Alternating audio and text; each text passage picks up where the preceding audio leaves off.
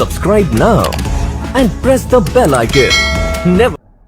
नमस्कार दोस्तों, स्वागत करता हूं आपका जीएस के एक नए सेशन में। दोस्तों आज हम लोग का जो सेशन है वो दिवाली स्पेशल का सेशन है और आज हम लोग कुछ ऐसा सीखेंगे जिससे हमारा क्या होगा, त्योहार भी अच्छा होगा और हमारे एग्जाम में भी कुछ महत्वपूर्ण चीजें जो है हमारी सॉल्व हो जाएंगी और अच्छे नंबर हम लोग गेन कर पाएंगे। तो दोस्तों आज हम लोग डिस्कस करने जा रहे हैं संविधान के प्रमुख भाग के बारे में, important parts of the constitution. तो दोस्तों आप सभी बच्चों को पता है, क्या पता है कि महत्वपूर्ण भाग जो है वो हर पॉलिटी के एग्जाम्स में, हर जीएस की परीक्षा में जो है पॉलिटी के क्वेश्चन में ये जरूर पूछे जाते हैं। तो भाग कितने हैं दोस्तों, सभी बच्चों को पता है, हमें ये भी पता है अनुच्छेद कितने हैं, भाग कितने हैं, अनुसूचियां कितनी, ये तो हमें पता होती हैं, ये तो हम सही कर लेते हैं। लेकिन कौन कौन से भाग हैं, कैसे उनको याद किया जाए दोस्तों, उसको याद करने की ट्रिक जो है आज मैं वो आपको बताने जा रहा हूं। ठीक है दोस्तों, तो सभी लोग जो है सेशन को अंत तक देखें और वीडियो को लाइक और शेयर जरूर करें दोस्तों। क्यों? क्योंकि अगर आपने ये किया तो मैक्सिमम बच्चों तक ये पहुंचेगा और सबको उसका बेनिफिट मिलेगा। ठीक है दोस्तों, तो आप सभी लोगों को त्योहार की बहुत बहुत दीपावली की शुभकामनाएं। उसके साथ हम लोग ये सेशन स्टार्ट करने जा रहे हैं। चलिए सबसे पहले दोस्तों हम लोग देखते हैं आपकी जो पहली स्लाइड है, संविधान के प्रमुख भाग या important parts of the constitution. ठीक है दोस्तों, तो आप सभी बच्चे लोग, आपको पता है कि संविधान के प्रमुख भाग में क्या क्या चीजें एग्जाम में पूछी जाती हैं। अब बस याद करने का हम लोग क्या करेंगे, ट्रिक देखेंगे कि किसको हम क्या कर सकते हैं, कौन सी ट्रिक ऐसी बनाई जाए जी हमारे दिमाग में स्टोर हो जाए। क्योंकि देखिए क्या आता है, ट्रिक होती है, इमेजेस होती हैं, वीडियोस होते हैं या मैप्स होते हैं, वो सब क्या है दोस्तों हमारे दिमाग में स्टोर कर जाते हैं। क्यों? क्योंकि हमारा दिमाग क्या काम करता है, हमारा दिमाग पिक्चर के रूप में काम करता है। ठीक है, तो वो लेटर को नहीं लेता है, वो इमेजेस को लेता है। जैसे ए हम लिख रहे हैं तो वो ए को नहीं लेगा, ए को एज ए इमेज ट्रीट करेगा। तो अगर हमने ट्रिक बनाई हुई है और ट्रिक को एज ए इमेज हमने क्या किया, एक स्लाइड में शो कर दिया है, तो दिमाग हमारा उसको कैप्चर कर लेता है और लॉन्ग टाइम तक हमारे दिमाग में वो स्टोर रहता है। ठीक है दोस्तों, तो चलिए हम लोग आज स्टार्ट करने जा रहे हैं संविधान के प्रमुख भाग। और सबसे पहले दोस्तों देखिए, मैंने आपके प्रमुख भाग में starting from the part 1 of the constitution से हम लोग स्टार्ट करने जा रहे हैं और आप सभी लोगों के लिए बहुत ही अच्छा सेशन है दोस्तों, बहुत ही इंटरेस्टिंग सेशन है, अंत तक जरूर बने रहिएगा। चलिए पार्ट 1 क्या है दोस्तों देखते हैं। Union and it's territory. Union and it's territory जो है, इसको हिंदी में बोलते हैं संघ और उसके क्षेत्र। अब वो संघ और उसके क्षेत्र का उल्लेख कहां पर है दोस्तों, मैंने आपको आर्टिकल्स भी लिखे हुए हैं। आर्टिकल्स कौन कौन से हैं, 1 से लेकर 4। तो अनुच्छेद 1 से 4 में जो है किसका उल्लेख है दोस्तों, अनुच्छेद 1 से 4 में आपका संघ और उसके क्षेत्र का उल्लेख है। और इसको दोस्तों हम लोग क्या करेंगे, उसको हम लोग यू से डिनोट करेंगे। हमारी ट्रिक में दोस्तों आप सभी बच्चे लोग देखिए, हमारी ट्रिक में इसको हम लोग किससे डिनोट करने जा रहे हैं, इसको दोस्तों अनुच्छेद 1 से 4 हो गया और इसको हम लोग यू से डिनोट करने जा रहे हैं। ठीक है, इसके बाद दोस्तों हमारा जो सेकंड पार्ट आता है, second part of the constitution आता है, वो है सिटीजनशिप या नागरिकता। अब दोस्तों आपको पता है हमने क्या किया, हमने संघ डिफाइन कर लिया। संघ क्या है, संघ में राज्य भी है और केंद्र शासित क्षेत्र भी है। तो संघ हमने डिफाइन कर लिया। उसके बाद सबसे महत्वपूर्ण चीज क्या होती है, हमें अपने नागरिकों को पहचान देनी है। और नागरिकों को पहचान हम कैसे देते हैं, नागरिकता के माध्यम से। तो अगर आपसे प्रश्न पूछा जाए दोस्तों कि संविधान में प्रदान किया गया सबसे बड़ा सिविल और नागरिक अधिकार कौन सा है दोस्तों, तो वो नागरिकता का अधिकार है। ठीक है, तो नागरिकता का उल्लेख कहां पे है दोस्तों, अनुच्छेद 5 से लेकर अनुच्छेद 11 में इसका उल्लेख किया गया। ठीक है दोस्तों, अनुच्छेद 5 से लेकर अनुच्छेद 11 में इसका उल्लेख है। और सबसे पहले देखिए सी से हम लोग क्या बनाएंगे, ट्रिक कैन बनाएंगे। ठीक है, सी से हम लोग ट्रिक कौन सी बनाएंगे, कैन बनाएंगे। इसके बाद हम लोग आते हैं पार्ट 3 ऑफ द कॉन्स्टिट्यूशन। क्या है पार्ट 3 ऑफ द कॉन्स्टिट्यूशन, जो है हम सब लोग जानते हैं कि फंडामेंटल राइट्स है। हम लोग राइट्स की बातें करते हैं। क्यों, पहले तो संघ बना लिया पार्ट 1 में, पार्ट 2 में क्या किया, नागरिकता को डिफाइन कर लिया, नागरिकों को अधिकार दे दिए। अब क्या है, नागरिकता मतलब नागरिक की पहचान हो चुकी है। अब क्या है, नागरिक का सर्वांगीण विकास, ओवरऑल डेवलपमेंट कराना है तो क्या करना पड़ेगा, फंडामेंटल राइट्स देने पड़ेंगे, मौलिक अधिकार देने पड़ेंगे। क्यों? क्योंकि किसी व्यक्ति के बहुमुखी विकास के लिए वो क्या है, बहुत ही ज्यादा आवश्यक होते हैं। तो उनका उल्लेख कहां पर है, संविधान के भाग 3 में अनुच्छेद 12 से 35 में उनका उल्लेख किया गया है। ठीक है बच्चों, चलिए भाग 3 अनुच्छेद 12 से 35 में इनका उल्लेख है। तो इनको डिनोट कैसे करेंगे, एफ से फंडामेंटल राइट और एफ से आपका फ्लाई। ये आपकी क्या होगी दोस्तों, तीसरी ट्रिक हो गई। बाद में क्या करेंगे, सबको सम कर देंगे दोस्तों और बहुत ही बढ़िया सेंटेंस बन जाएगा और आपके दिमाग में हमेशा के लिए स्टोर हो जाएगा, कभी नहीं भूलेंगे और पॉलिटी के क्वेश्चंस कभी आप गलत नहीं करके आएंगे। इसके बाद दोस्तों हम लोग देखते हैं directive principle of state policy. अगले पार्ट में part 4 of the constitution, directive principle of state policy. ये क्या है, समझिए बेसिकली है क्या दोस्तों। देखिए जब हमारे संविधान निर्माता क्या कर रहे थे, मौलिक अधिकार का अध्याय जो है वो डिसाइड कर रहे थे, तो उन्होंने क्या किया, आज कुछ अधिकार जो है वो मौलिक अधिकार में रख दिए पार्ट 3 ऑफ द कॉन्स्टिट्यूशन में, और कुछ अधिकार पार्ट 4 ऑफ द कॉन्स्टिट्यूशन में रख दिए जो हम नीति निर्देशक तत्वों के रूप में जानते हैं। अब ऐसा हुआ क्यों? देखिए अधिकारों को देने के लिए हमें क्या चाहिए, आर्थिक क्षमता भी चाहिए, ठीक है। अब राज्य की आर्थिक क्षमता का विषय होता है, देखिए राइट से हमेशा याद रखिएगा। तो अगर हम क्या करेंगे, समान कार्य के लिए समान वेतन दे रहे हैं, तो क्या है, ये राज्य की आर्थिक क्षमता का विषय है। क्यों? क्योंकि जिस राज्य जो राज्य जितना ज्यादा विकसित होगा वो क्या कर सकता है, अपने नागरिकों को उतना ही ज्यादा आर्थिक क्षमता प्रदान कर सकता है। यह बात सही है कि नहीं? बिल्कुल। अब देखिए क्या हुआ कि जो अधिकार जीवन जीने के लिए या जीवन के सर्वांगीण विकास के लिए बेसिक नीड्स थी, उनको पार्ट 3 ऑफ द कॉन्स्टिट्यूशन में रख दिया गया, मौलिक अधिकार कहा गया, ठीक है। जैसे आपका जीवन जीने का अधिकार, वाक और अभिव्यक्ति की स्वतंत्रता का अधिकार, ये सब क्या हो गए, पार्ट 3 ऑफ द कॉन्स्टिट्यूशन में चले गए। और जो क्या थे, जो थोड़ा डीले बर्दाश्त कर सकते थे या कुछ दिन बाद उनको लागू किया जा सकता था, उनको जो है राज्य के ऊपर छोड़ दिया गया, सरकारों के ऊपर छोड़ दिया गया। भविष्य की सरकारें उनको अधिकार के रूप में प्रदान करेंगी। ठीक है दोस्तों, आप सभी बच्चों को क्लियर हो गया? ठीक है, चलिए अब देखिए एग्जाम्पल के तौर पर मैं आपको समझा रहा हूं। जैसे 6 से 14 वर्ष की आयु के बच्चों को क्या प्रदान किया गया, शिक्षा का अधिकार प्रदान किया गया, प्राथमिक शिक्षा निःशुल्क है। अब देखिए क्यों नहीं भारत में जो है up to the graduation level शिक्षा जो है निःशुल्क हो सकती है। अब आप लोग के दिमाग में एक डाउट आता होगा ना बेटा कि क्या आता कि हेल्थ और एजुकेशन को छोड़कर क्या होना चाहिए, बाकी सब जो है आप क्या कीजिए, बाकी सब पे आप टैक्स लगाइए, लेकिन हेल्थ और एजुकेशन सबके लिए फ्री कर दीजिए। क्यों फ्री कर दीजिए? उसका फायदा क्या होगा? क्योंकि देखिए शिक्षा जो है किसी भी समस्या का निदान केवल और केवल क्या है, शिक्षा है। यह हमेशा याद रखिएगा, ठीक है। तो शिक्षा को हम क्या करें, ग्रेजुएशन लेवल तक करने के लिए क्या चाहिए, क्योंकि भारत में हर राज्य का विकास का पैमाना अलग अलग है। कुछ राज्य विकसित हैं तो कुछ राज्य पिछड़े हैं। तो हम क्या कर सकते हैं, हम ये नहीं कर सकते कि किसी राज्य के बच्चों को अच्छी शिक्षा दें, ग्रेजुएशन तक फ्री कर दें, और किसी राज्य में क्या करें, ना करें। ठीक है, तो ये उचित नहीं लगता। राज्य कर सकता है ऐसा, ठीक है, लेकिन ये उचित नहीं लगता। लेकिन अभी क्या है कि अभी जो है भविष्य इस पर बात होने लगी है, ये अच्छी चीज है। ये अच्छी चीज है कि इस पर बात होने लगी है, और हो सकता है कि हेल्थ और एजुकेशन आपका सबके लिए फ्री हो जाए और आने वाली डेट में सारी सब्सिडीज भी आपकी खत्म हो जाएं। तो ये आपका क्या है, ये एक ऐसा कॉम्प्रिहेंसिव प्लान है जो भारत को क्या करेगा, भारत की युवा आबादी को विकसित भी बनाएगा और स्वस्थ भी बनाएगा, और जो हमारी विकास दर है वो दूनी से ज्यादा हो जाएगी। ये निश्चित रूप से मान के चलिए। आप लोग सहमत हो तो कमेंट बॉक्स में यस लिख सकते हैं। चलिए, इसके बाद राज्य के नीति निर्देशक तत्वों का उल्लेख 36 से 51 में किया गया है, और इसकी ट्रिक हम लोगों ने देखिए डायरेक्टिव से क्या बना लिया, डायरेक्टली। तो इसके ट्रिक हमने क्या बनाया, डायरेक्टली बना लिया डायरेक्टिव से। इसके बाद दोस्तों हम लोग देखते हैं फंडामेंटल ड्यूटीज। फंडामेंटल ड्यूटीज क्या है, तो फंडामेंटल ड्यूटीज का उल्लेख आपका भाग 4A में है, ठीक है। भाग 4A of the constitution, part 4A of the constitution fundamental duties के बारे में बताता है, और उसको हम लोग हिंदी में मूल कर्तव्य भी कहते हैं, ठीक है। तो मूल कर्तव्य क्या है, देखिए केवल अधिकार थोड़ी ना मिलेंगे। अब क्या किया, संघ डिफाइन कर लिया कि कितने राज्य होंगे, केंद्र शासित क्षेत्र होंगे, उनके अस्तित्व को मान्यता मिल गई। इसके बाद नागरिकों को भी मान्यता दी गई कि ये नागरिक हैं हमारे। उसके बाद उनको अधिकार भी दे दिए गए, और जब अधिकार दिए गए तो क्या है, अधिकार के साथ कर्तव्य भी तो सहसंबंधित होते हैं, ठीक है। केवल अधिकार भी ही क्या किया जाए, अधिकार दे दिया जाए और कर्तव्य ना हो किसी का, तो क्या होगा, समाज उन्मुक्त हो जाएगा।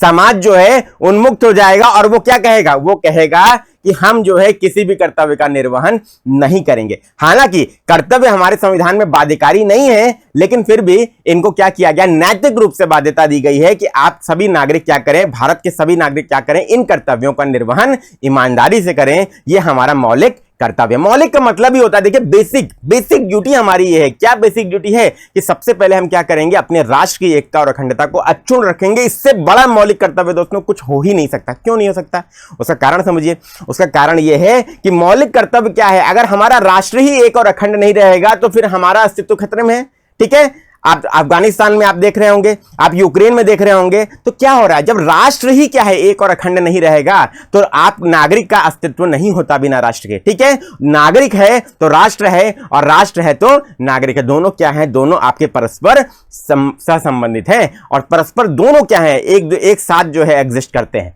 ठीक है। ये हमेशा याद रखिए। चलिए आगे देखते हैं दोस्तों। मौलिक कर्तव्य इसलिए जरूरी है, ठीक है। और 51A अनुच्छेद या आर्टिकल में इसका उल्लेख किया गया। तो इसकी ट्रिक हम लोग बनाएंगे F से फ्रॉम, फंडामेंटल F से फंडामेंटल, और F से हम लोगों ने यहां क्या बना लिया, फ्रॉम बना लिया। आगे देखते हैं दोस्तों, आगे देखते हैं अगले जो हमारा भाग है वो क्या है। देखिए भाग 5 जो है हमारा पार्ट 5 क्या कहता है, संघ के बारे में बताता है कि संघ सरकार या केंद्र सरकार के बारे में बताता है। ठीक है, तो याद रखेंगे यूनियन हम लोगों ने लिखा, आर्टिकल 52 से 151 में इनका उल्लेख है और इनकी ट्रिक हमने बना ली यू से यूनाइटेड, ये आपकी ट्रिक हो गई। ठीक है, इसके बाद जैसे संघ है, संघ सरकार है, तो वैसे राज्यों में भी तो सरकारें हैं। तो भाग 6 में क्या किया गया, राज्य सरकारों के बारे में उल्लेख किया गया है, अनुच्छेद 151 से लेकर 237 तक। और एस से स्टेट्स है, तो स्टेट्स को हमने पूरा क्या किया है, ट्रिक के रूप में ले लिया है। ठीक है, चलिए इसके आगे देखते हैं। इसके आगे हम लोग देखते हैं पार्ट 8। पार्ट 8 जो है, भाग 8 जो है वो क्या कहता है, संघ राज्य क्षेत्रों के बारे में बताता है। तो संघ राज्य क्षेत्र जो है वो क्या, जैसे संघ हो गया तो संघ के बाद क्या है, संघ में राज्य और केंद्र शासित क्षेत्र दोनों आते हैं ना दोस्तों। तो जब हमने राज्यों को क्या किया, उल्लेख किया है, तो केंद्र शासित क्षेत्रों का भी तो उल्लेख करेंगे। ठीक है, तो केंद्र शासित क्षेत्रों का उल्लेख किसमें है, पार्ट 8 ऑफ द कॉन्स्टिट्यूशन में किया गया है। किसमें, आर्टिकल 239 से 242 में उनका उल्लेख है। इसकी यूनियन है, यूनियन टेरिटरी यू से, तो यू से हमने क्या बना दिया आपके लिए, यूजिंग ट्रिक बना दिया है। ठीक है, अब देखिए कितना महत्वपूर्ण आपका जो है ट्रिक बनता जा रहा है। अब आप आखिरी में सम अप जब करूंगा तो आपको मजा आ जाएगा दोस्तों। ठीक है, चलिए इसके बाद इंपॉर्टेंट क्या, ये सभी जितने भी आर्टिकल्स दोस्तों मैंने दिए हैं, एक भी छोड़िएगा नहीं, बहुत इंपॉर्टेंट है। क्यों इंपॉर्टेंट है, क्योंकि ये सभी एग्जाम में लगातार पूछे जाते हैं। अब आखिरी में देखिए पंचायत है, तो पंचायत क्या है दोस्तों, 73वां संविधान संशोधन 1992 और 74वां संविधान संशोधन 1992 के द्वारा क्या किया गया, पंचायतों और नगर पालिकाओं को संवैधानिक दर्जा प्रदान किया गया है। ठीक है, ये आप सभी बच्चों को पता है। अच्छा ये बताइए, अब आप सभी लोग कमेंट बॉक्स में कमेंट करके बता सकते हैं कि राष्ट्रीय पंचायती राज दिवस कब मनाया जाता है। आप सभी बच्चे लोग कमेंट बॉक्स में एक क्वेश्चन मैं दे रहा हूं, आप लोग इसका आंसर जरूर बताएंगे जितने बच्चे लोग सेशन से जुड़े हैं। ठीक है, राष्ट्रीय पंचायती राज दिवस आपका कब मनाया जाता है, आपका ये क्वेश्चन है। अच्छा अब देखिए दोस्तों, पंचायत अस्तित्व में कैसे आई, प्रेरणा कहां से मिली दोस्तों, तो प्रेरणा हमें मिलती है हमारे संविधान के जो नीति निर्देशक तत्व हैं, उसमें गांधीवादी सिद्धांत है कि ग्राम पंचायतों का गठन होना चाहिए। तो गांधीवादी विचार है, तो गांधी जी की संकल्पना थी कि क्या होना चाहिए, स्थानीय स्तर पर भी क्या होना चाहिए, हमारा जो है सरकारें होनी चाहिए जो स्थानीय शासन को सुचारू रूप से चला सके। ठीक है, और स्थानीय स्वशासन के जनक कौन थे, सेकंड क्वेश्चन मैंने आपको लोग बता दिया, कमेंट बॉक्स में कमेंट करके जरूर बताएंगे। ठीक है, ब्रिटिश काल में स्थानीय स्वशासन के जनक किनको माना जाता है, तो कौन से लॉर्ड थे वो, कौन से वायसराय थे, ये आप लोग कमेंट बॉक्स में गवर्नर जनरल या वायसराय का नाम लिख के बताएंगे सभी बच्चे लोग। नेक्स्ट देखते हैं, जैसे गांव में क्या है पंचायतों की आवश्यकता है स्थानीय स्तर पर, वैसे ही हमें शहरों में क्या है नगर पालिकाओं की भी आवश्यकता होती है। आपने देखा होगा मेयर का चुनाव होता है, ठीक है, मेयर नियुक्त किया जाता है या नगर प्रमुख नियुक्त किया जाता है। नगर प्रमुख क्या है, बेसिकली वो नगर पालिका का क्या होता है, आपका मेयर होता है। बेसिकली वो क्या करता है, पूरे डिस्ट्रिक्ट के लिए प्रशासन के लिए जिम्मेदार होता है, डिस्ट्रिक्ट लेवल पे क्या होता है वो काम करता है। ठीक है, चलिए इसके बाद दोस्तों म्यूनिसिपैलिटी जो होता है, ये मैंने आपको बता दिया कि गांव में जहां पंचायत है स्वशासन की इकाइयों के रूप में, वैसे ही आपका शहरों में नगर पालिकाएं हैं। ठीक है, अच्छा अब आर्टिकल देख लेते हैं। तो पंचायत का आर्टिकल भी दोस्तों इंपॉर्टेंट है। यहां जितनी चीज दोस्तों मैंने लिखी है, एक एक चीज आप पीडीएफ आपको मिल जाएगी दोस्तों, आप लोग डिस्क्रिप्शन बॉक्स में लिंक से आप सभी लोग जो है एकदम इसको रट लीजिएगा, क्योंकि ये तो आप छोड़ नहीं सकते दोस्तों। पॉलिटी अगर आपने पार्ट शेड्यूल और इंपॉर्टेंट आर्टिकल्स कर लिए तो आप और कुछ नहीं भी पढ़ते हैं तो भी आप पॉलिटी के 50 से 60% क्वेश्चन सही कर ले जाएंगे। ठीक है, चलिए तो म्यूनिसिपैलिटी देखते हैं, आर्टिकल 243 पी से लेकर 243 ZG, ये याद रखिएगा। ठीक है, तो पंचायत की ट्रिक पी से पंचायत, पी से पैरा हो गई, और म्यूनिसिपैलिटी की ट्रिक आपकी नगर पालिका, आपका एम से म्यूनिसिपैलिटी, एम से मिलिट्री। ठीक है, तो ये आपका क्या है, यहां तक हो गया। आगे देखते हैं, आगे देखते हैं दोस्तों, भाग 9 में ही एक अन्य भाग आपका क्या किया गया, जोड़ा गया, जो सब आर्टिकल जिसको आप बोल सकते हैं या सब पार्ट बोल सकते हैं, उसको कोऑपरेटिव सोसाइटी के नाम से जानते हैं या सहकारी समिति। अब इसका उल्लेख किस अनुच्छेद में दोस्तों, 243 ZH से लेकर ZT। ठीक है, अब इसमें इसकी ट्रिक क्या होगी दोस्तों, कोऑपरेटिव से देखिए, ऑपरेटिव यहां पे पकड़ लीजिए, और ऑपरेटिव से यहां पे इसकी ट्रिक होगी दोस्तों ऑपरेशंस। बस ये याद रखिएगा, ऑपरेटिव यहां पर है और यहां पे क्या है, ऑपरेशन, याद रखिएगा, यही आपका ट्रिक वर्ड है। इसके बाद दोस्तों अगला जो पार्ट हमारा 10 आता है वो क्या है, वो शेड्यूल्ड और ट्राइबल एरियाज के बारे में हमें बताता है, अनुसूचित और जनजातीय क्षेत्रों के बारे में हमें बताता है। तो बहुत ही इंपॉर्टेंट आपका पार्ट है जो आपका उल्लेख है 244 और 244 ए में। ठीक है, तो इसका क्या है, एस से शेड्यूल्ड हो गया और एस से यहां पे क्या कीजिए, स्पेशल को ट्रिक मान लीजिए। ठीक है, इसके बाद हम लोग आते हैं भाग 11। हमारे संविधान का भाग 11 क्या है, वो बताता है कि संघ और राज्य के बीच में क्या है, संबंध है, रिलेशन है, relationship between the union and states को बताता है, डिफाइन करता है। और इनका उल्लेख है 245 से 263 में। इसमें आपके क्या है दोस्तों, आपके संबंध संघ और राज्य के बीच में सारे संबंध डिफाइन किए गए। ठीक है, अच्छा, इसके बाद आर से रिलेशनशिप ले लीजिए और ये आर से यहां पे क्या ले लीजिए, रॉकेट ले लीजिए। तो आर से आपका क्या हो गया, देखिए रिलेशनशिप, और आर से आपका यहां पे रॉकेट हो गया।